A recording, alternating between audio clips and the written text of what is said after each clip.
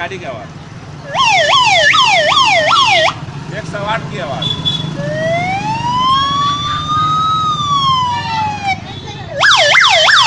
ये कुत्ते का आवाज, जो कुत्ते को पत्थर मारते कैसे बोलता है।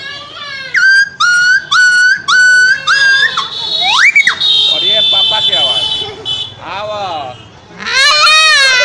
आवा, ये पापा,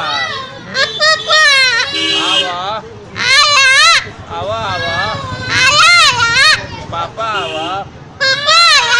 जब पापा घर पे जाता है तो बेटा क्या बोलता है।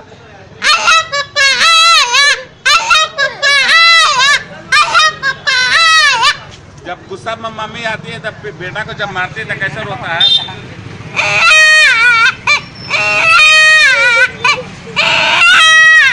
उस टाइम पापा घर पे पहुंच जाता है, बेटा क्या बोलता है।